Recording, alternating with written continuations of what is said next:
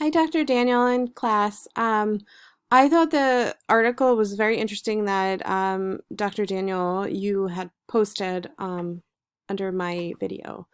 Um, the article was very interesting and it was very helpful. I think I understood more now what I would need to do to set up a plan in case something would happen to me, where my clients would all go to, or what's the procedure which I would take for my clients.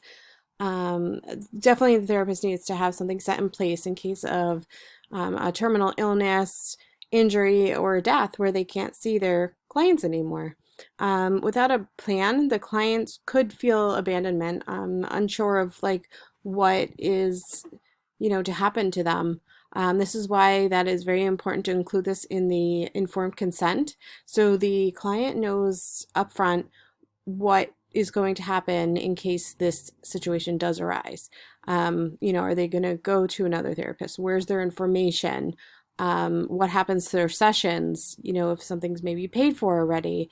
All these questions can arise, in a, a client's perspective of what would, what's the proper thing to do.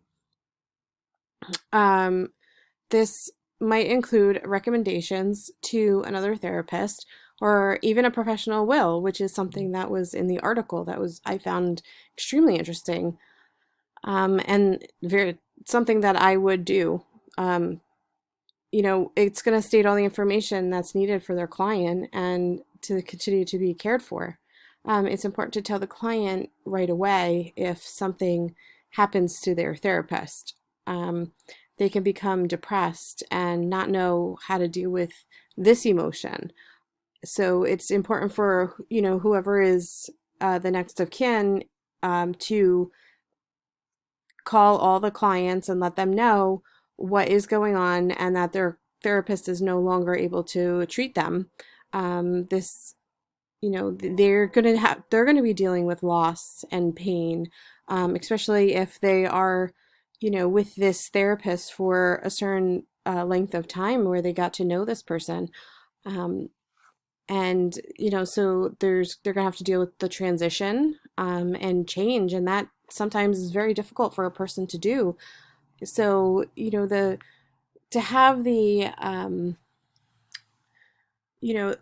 professional will set in place and something written on the informed consent is definitely going to be able to allow the client to understand what the procedure is and what to do if something like this happens.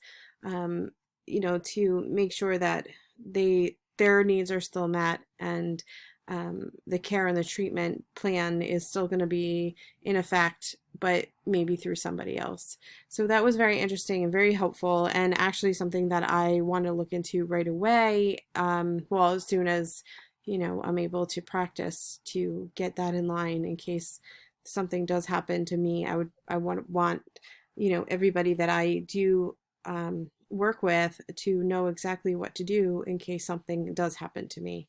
Well, thank you so much, Dr. Daniel, for that wonderful article, and I have a wonderful day. Thank you.